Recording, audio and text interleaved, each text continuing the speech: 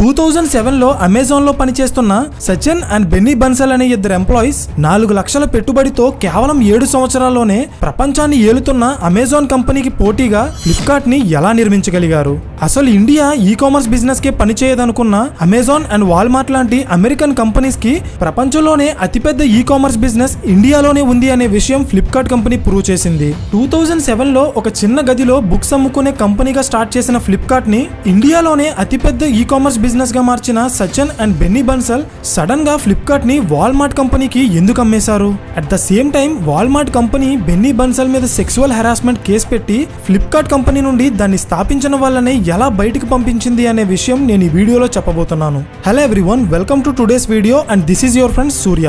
2006లో Sachin Bansal and Binny Bansal అనే ఇద్దరు friends బెంగళూరులో ఉన్న అమెజాన్ కంపెనీలో జాబ్ చేస్తున్నారు. నిజానికి 2006 టైంకి అమెజాన్ కంపెనీ ఇంకా ఇండియాలో వాళ్ళ బిజినెస్ స్టార్ట్ చేయలేదు. కానీ ఇండియాలో తక్కువ శాలరీకి ఎంప్లాయీస్ దొరుకుతారు కాబట్టి అమెజాన్ కంపెనీ వాళ్ళ ఆన్లైన్ సర్వీస్ అండ్ ఆపరేషన్స్ మాత్రం ఇండియా నుండి చేసేది. సో అమెజాన్ లో జాబ్ చేస్తున్న టైంలో సచిన్ అండ్ బెన్నీ బన్సల్ గమనించింది ఏంటంటే అమెజాన్ కంపెనీ ప్రపంచంలో ఉన్న చాలా దేశాల్లో ఈ కామర్స్ బిజినెస్ చేస్తుంది. కానీ నిజానికి 100 కోట్లకి పైగా జనాభా ఉన్న ఇండియాలో మాత్రం అప్పటి వరకు ఇలాంటి బిజినెస్ లేదు. సో వీళ్ళిద్దరూ కలిసి అమెజాన్ లాగే ఇండియాలో ఒక ఈ కామర్స్ బిజినెస్ స్టార్ట్ చేయాలనుకున్నారు.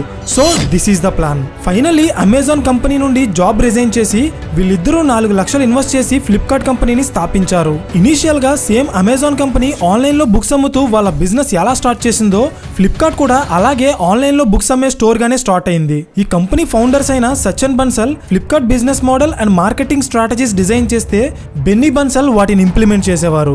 ఇలా ఈ కంపెనీ స్టార్ట్ అయిన ఒక్క సంవత్సరంలోనే ఇంటర్నెట్ ద్వారా 7 కోట్ల రూపాయల విలువైన బుక్స్ అమ్మి ఇండియన్ ఆన్లైన్ బుక్ బిజినెస్ లో ఫ్లిప్కార్ట్ కంపెనీ నెంబర్ 1 గా ఎదిగింది. సో ఈ గ్రోత్ అబ్జర్వ్ చేసిన చాలా మంది ఇన్వెస్టర్స్ ఈ కంపెనీలో డబ్బులు ఇన్వెస్ట్ చేయడానికి ముందుకొచ్చారు.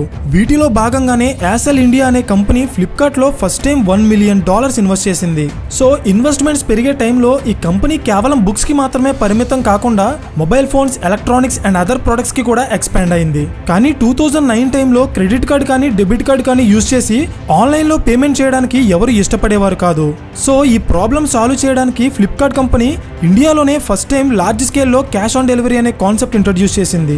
ఆన్లైన్ లో పేమెంట్ చేయడానికి భయపడిన ఇండియన్ కస్టమర్స్ ఈ క్యాష్ ఆన్ డెలివరీ కాన్సెప్ట్ కి బాగా అట్రాక్ట్ అయ్యి వాళ్ళకి కావాల్సిన ప్రతి ప్రోడక్ట్ ఫ్లిప్కార్ట్ లో ఆర్డర్ చేయడం స్టార్ట్ చేశారు. అండ్ ఇది ఏ స్థాయికి వెళ్ళిందంటే ఒకప్పుడు ఇండియా ఇంకా ఈ కామర్స్ బిజినెస్ చేసే స్థాయికి డెవలప్ అవ్వలేదనుకున్న అమెజాన్ అండ్ వాల్మార్ట్ లాంటి కంపెనీస్ కూడా ఇండియాలో ఇంత బిజినెస్ ఉందా అని ఆశ్చర్యపోయే స్థాయికి ఫ్లిప్కార్ట్ కంపెనీ ఇండియన్ ఈ కామర్స్ బిజినెస్ తలరాత మార్చేసింది.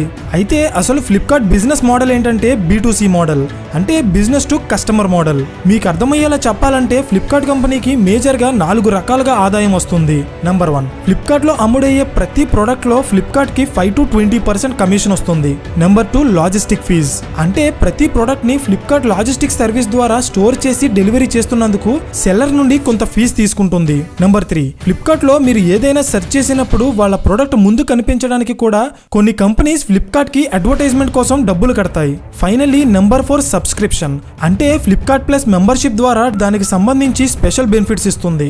ఇవే కాకుండా ఫ్లిప్కార్ట్ కి రెవెన్యూ జనరేట్ చేసేవి చాలా రూట్స్ ఉన్నాయి. బట్ మేజర్ గా మనం తెలుసుకోవాల్సినవి ఇవే. నిజానికి మనలో చాలా మందికి ఫ్లిప్కార్ట్ ఒక సక్సెస్ఫుల్ కంపెనీగానే తెలుసు, కానీ అసలు అలా సక్సెస్ అవ్వడానికి ఆ కంపెనీ ఎన్ని స్ట్రగుల్స్ ఫేస్ చేసిందో చాలా మందికి తెలియదు.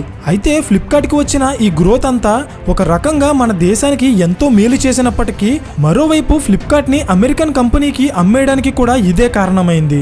అది ఎలా అనేది మీకు వీడియోలో ముందుకు వెళ్లే కొద్దీ అర్థమవుతుంది. ఫ్లిప్కార్ట్ స్థాపించి సక్సెస్ అయిన కొన్ని రోజులకే ప్రపంచంలో చాలా పెద్ద పెద్ద కంపెనీస్ ఫోకస్ అంతా కూడా ఇండియన్ మార్కెట్ మీద పడింది.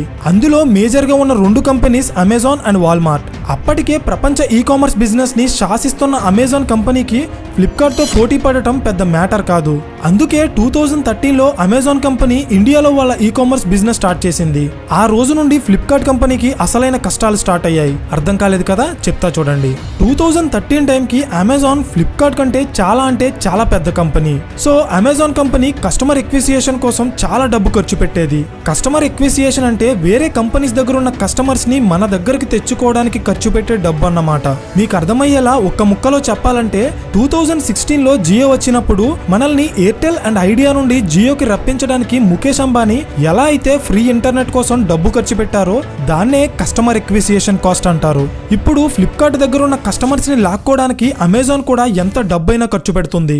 సో దీన్ని ఎదుర్కోవడానికి ఫ్లిప్కార్ట్ కంపెనీ ఫాలో అయిన స్ట్రాటజీస్ ఏంటంటే, ఇండియాలో ఇప్పటికే ఫ్లిప్కార్ట్, అమెజాన్, మింత్రా, మీషో లాంటి ఎన్నో ఈ కామర్స్ కంపెనీస్ ఉన్నాయి. కానీ మీరు అబ్జర్వ్ చేస్తే మీరు వీటిలో ఏ యాప్ లో ఆర్డర్ పెట్టినా మాక్సిమం మీ ఇంటికి డెలివరీ ఇచ్చేది మాత్రం ఈ కార్ట్ కంపెనీ వాళ్లే. అవునా? అయితే మీకు డెలివరీ ఇచ్చే ఈ కార్ట్ కంపెనీ ఫ్లిప్కార్ట్ లో భాగమని మీలో ఎంతమందికి తెలుసు?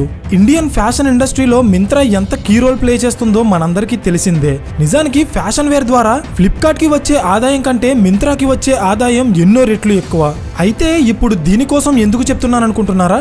బికాజ్ మింత్రా కూడా ఫ్లిప్కార్ట్ లో భాగమే. ఇండియాలో ఫ్యాషన్ ఇండస్ట్రీకి ఉన్న డిమాండ్ ముందుగానే గమనించిన ఫ్లిప్కార్ట్ దానికి సెపరేట్ గా ఒక ప్లాట్ఫామ్ క్రియేట్ చేయాలనుకుంది. ఆల్రెడీ అదే ఐడియాతో లాంచ్ అయ్యి సక్సెస్ అయిన మింత్రా కంపెనీని 2014లో ఫ్లిప్కార్ట్ 2000 కోట్లు పెట్టి కొనేసింది. మింత్రా మాత్రమే కాదు, ఈవెన్ ఇండియన్ ఫిన్టెక్ ఇండస్ట్రీలో నెంబర్ 1 కంపెనీగా ఉన్న ఫోన్ పే కూడా ఫ్లిప్కార్ట్ లో భాగమే. ఫోన్ పేని ఫ్లిప్కార్ట్ కంపెనీ ఎలా కొనేసింది అనే వీడియో ఆల్రెడీ మన ఛానల్లో ఉంది. లింక్ డిస్క్రిప్షన్ లో ఇస్తాను, ఇంట్రెస్ట్ ఉంటే చెక్ చేయండి. ఇలా ఒక్క అమెజాన్ కంపెనీని ఎదుర్కోవడానికే ఫ్లిప్కార్ట్ కంపెనీ ఎన్నో business and marketing strategies implement చేసింది. బట్ ఎన్ని చేసినా అమెజాన్ మాత్రం చాలా వేగంగా ఎదిగి ఇండియాలో ఫ్లిప్కార్ట్ ని దాటేసే స్థాయికి వచ్చేసింది. సో ఇలాంటి టైంలో అమెజాన్ ని ఎదుర్కోవాలంటే ఫ్లిప్కార్ట్ కి చాలా అంటే చాలా ఎక్కువ మొత్తంలో ఫండ్స్ కావాలి. అండ్ దీనికోసమే 2014లో ఫ్లిప్కార్ట్ సింగపూర్ లో వాళ్ళ కంపెనీ రిజిస్టర్ చేసింది. జనరల్ గా ఇండియాలో స్టార్ట్ అయిన చాలా కంపెనీస్ సక్సెస్ అయ్యే టైంలో ఇమీడియట్ గా వాళ్ళ కంపెనీస్ ని సింగపూర్ లో రిజిస్టర్ చేస్తారు. బట్ మీరు ఇంటర్నెట్ లో కానీ యూట్యూబ్ లో కానీ దీనికోసం చూస్తే చాలా మంది ఇండియాలో ట్యాక్స్ ఎగ్గొట్టడానికే వీళ్ళంతా సింగపూర్ లో వాళ్ళ కంపెనీస్ ని రిజిస్టర్ చేస్తున్నారు అని ఉంటుంది. నిజానికి ఇది ఒక రీజన్ అయినప్పటికీ కూడా ఇదే మెయిన్ రీజన్ కాదు. ఎందుకంటే కార్పొరేట్ ట్యాక్స్ అనేది ఇండియాలో 30% ఉంటే సింగపూర్ లో కేవలం 17% మాత్రమే ఉంటుంది. కానీ ఇక్కడ మీరు ఫోకస్ చేయాల్సిన విషయం ఏంటంటే, ఈ కార్పొరేట్ ట్యాక్స్ అనేది కంపెనీస్ కి వస్తున్న లాభాల మీద మాత్రమే వేస్తారు. మరి 2014 వరకు అసలు లాభాలే చూడని ఫ్లిప్కార్ట్ ఎందుకని వాళ్ళ కంపెనీని సింగపూర్ లో రిజిస్టర్ చేసింది? సో దీని వెనకున్న అసలైన కారణం ఏంటంటే, ఏ కంపెనీ అయినా ఎక్స్పాండ్ అవ్వాలన్నా, కాంపిటీటర్స్ తో పోటీ పడాలన్నా దానికి ఫండ్స్ కావాలి. కానీ 2011 టైంలో Indian government online retail business లో ఫారెన్ డైరెక్ట్ ఇన్వెస్ట్మెంట్ ని అలో చేసేది కాదు. ఫారెన్ డైరెక్ట్ ఇన్వెస్ట్మెంట్ అంటే ఇండియాలో ఉన్న కంపెనీ బిజినెస్ మోడల్ నచ్చి ఫారెన్ ఇన్వెస్టర్స్ అందులో ఇన్వెస్ట్ చేస్తే దాన్ని ఫారెన్ డైరెక్ట్ ఇన్వెస్ట్మెంట్ అంటారు. సో ఈ ఎఫ్డిఐని ఇండియా ఆన్లైన్ రీటైల్ బిజినెస్ లో అలో చేయకపోతే ఫ్లిప్కార్ట్ కంపెనీ స్థాపించిన వాళ్ళకి వేరే దారి లేక ఈ కంపెనీ తీసుకెళ్లి సింగపూర్ లో రిజిస్టర్ చేశారు. ఎందుకంటే Singapore government foreign direct investment and foreign institutional investments ని చాలా ఈజీగా అప్రూవ్ చేస్తుంది. అందుకే ఇప్పటి వరకు ఇండియాకి సంబంధించి 8000 కంపెనీస్ కి పైగా సింగపూర్ లో రిజిస్టర్ అయ్యాయి, ఇంక్లూడింగ్ ఓయో కంపెనీ. నిజానికి సింగపూర్ ఇంత వేగంగా ఎదగడానికి వాళ్ళ ఫారెన్ ఇన్వెస్ట్మెంట్ పాలసీ కూడా ఒక కారణమే. సో సింగపూర్ లో ఫ్లిప్కార్ట్ కంపెనీ రిజిస్టర్ చేసిన తర్వాత జపాన్ కి చెందిన సాఫ్ట్ బ్యాంక్ లాంటి ఇన్వెస్ట్మెంట్ ఏజెన్సీస్ ఫ్లిప్కార్ట్ లో ఇన్వెస్ట్ చేశారు. ఇదే టైంలో ఫ్లిప్కార్ట్ కంపెనీ రెవెన్యూ పరంగా అయితే గ్రో అయింది, కానీ కంపెనీ ఎదిగిన స్థాయికి సమానమైన లాభాలు మాత్రం రావడం లేదు. దీనికి కారణం ఏంటంటే, అమెజాన్ లాంటి కంపెనీని ఫేస్ చేయడానికి ఫ్లిప్కార్ట్ కంపెనీకి వచ్చే ఆదాయంలో చాలా భాగం ఖర్చు పెట్టాల్సి వస్తుంది. అండ్ ఇదే ప్రాసెస్ లో ఫ్లిప్కార్ట్ కంపెనీ చాలా సంవత్సరాల పాటు నష్టాల్లోనే ఉండిపోయింది. సో ఫ్యూచర్లో కూడా అమెజాన్ లాంటి ప్రపంచ దిగ్గజాన్ని ఎదుర్కొని ఇండియాలో నెంబర్ 1గా ఉండాలంటే అది ఫ్లిప్కార్ట్కి చాలా అంటే చాలా కష్టమైన పని. సో అందుకే అమెజాన్ని ఎదిరించగల ఒక పెద్ద కంపెనీతో చేయి కలపాలనుకున్నారు. అండ్ ఇదే అవకాశం కోసం ఎప్పటి నుండో వెయిట్ చేస్తున్న వాల్మార్ట్ కంపెనీ ఫ్లిప్కార్ట్ కంపెనీకి ఇండియాలో ఉన్న వాల్యుయేషన్ కంటే ఎన్నో రెట్లు ఎక్కువ ఆఫర్ చేసింది. ఆల్మోస్ట్ $16 బిలియన్, అంటే సుమారు 130,000 కోట్ల రూపాయలు పెట్టి ఫ్లిప్కార్ట్ కంపెనీలో 77% వాటాతో పాటు అడిషనల్ గా $2 బిలియన్ ఇన్వెస్ట్ చేసి టోటల్ 81.3% వాటా వాల్మార్ట్ కంపెనీ తన సొంతం చేసుకుంది. అండ్ ఈ డీల్ ప్రకారం ఫ్లిప్కార్ట్ స్థాపించిన ఇద్దరు ఫౌండర్స్ అయిన సచిన్ బన్సల్ అండ్ బెన్నీ బన్సల్ లో ఎవరో ఒక్కరు మాత్రమే కంపెనీలో ఉండి మిగిలిన వారు ఫ్లిప్కార్ట్ నుండి శాశ్వతంగా బయటికి వెళ్లిపోవాలని వాల్మార్ట్ కంపెనీ కండిషన్ పెట్టింది. ఈ కండిషన్ ప్రకారం అసలు ఫ్లిప్కార్ట్ కంపెనీ పెట్టాలనే ఆలోచన నుండి 130,000 కోట్ల కంపెనీగా తీర్చిదిద్దిన సచిన్ బన్సల్ ఫైనల్ గా ఫ్లిప్కార్ట్ కంపెనీ నుండి బయటికి వెళ్లిపోయారు. అండ్ మిగిలిన ఫౌండర్ అయిన Binny Bansal Walmart company under లో ఫ్లిప్కార్ట్ సీఈఓగా కొనసాగుతున్న టైంలో బెన్నీ బన్సల్ ఆ కంపెనీలో పనిచేస్తున్న ఒక ఉమెన్ ఎంప్లాయీ మీద సెక్సువల్ హెరాస్మెంట్ చేశారని ఎలిగేషన్స్ చేసి వాల్మార్ట్ కంపెనీ బెన్నీ బన్సల్ ని కూడా ఫ్లిప్కార్ట్ నుండి బయటకు పంపించి ఫ్లిప్కార్ట్ కంపెనీకి కళ్యాణ్ కృష్ణమూర్తి గారిని సీఈఓగా అపాయింట్ చేసింది. ఇక్కడ షాకింగ్ మ్యాటర్ ఏంటంటే సెక్సువల్ హెరాస్మెంట్ చేశారని ఎలిగేషన్స్ చేసిన అమ్మాయే పోలీస్ ఇన్వెస్టిగేషన్ లో అవన్నీ తప్పుడు ఎలిగేషన్స్ అని ఒప్పుకుని క్షమాపణ అడుగుతున్నట్టు స్టేట్మెంట్ ఇచ్చింది. కానీ అప్పటికే బెన్నీ బన్సల్ ఫ్లిప్కార్ట్ సీఈఓ పదవి నుండి రిజైన్ చేసి వెళ్లిపోయారు. So my dear audience, this is the actual truth. అయితే ఇక్కడ నా క్వశ్చన్ ఏంటంటే, ఇంత కష్టపడి నిర్మించుకున్న ఫ్లిప్కార్ట్ కంపెనీ నుండి వీళ్ళిద్దరూ కావాలనే బయటకు వెళ్ళిపోయారా, లేదా ఒక ప్లాన్ ప్రకారంగా బయటకు పంపించారా? దీని మీద మీ ఒపీనియన్ ఏంటో కింద కామెంట్ చేయడం మర్చిపోకండి. ఫైనలీ ఇండియాలో ఒక చిన్న ఆలోచనగా పుట్టి $1 ట్రిలియన్ కంపెనీగా ఎదగగల సత్తా ఉన్న ఫ్లిప్కార్ట్, ఫోన్పే, మింత్రా లాంటి అద్భుతమైన కంపెనీస్ ఒకవైపు ఇండియన్ గవర్నమెంట్ సరైన సపోర్ట్ లేకో లేదా వేరే కారణాల వల్ల మొత్తానికి విదేశీయుల సొంతమైపోయాయి. బట్ పర్సనల్లీ దీని మీద నా ఒపీనియన్ ఏంటంటే, Indian government FDI rules change చేసుంటే అమెరికాకి అమెజాన్ ఉన్నట్టే ఇండియాకి కూడా ఫ్లిప్కార్ట్ ఉండేది.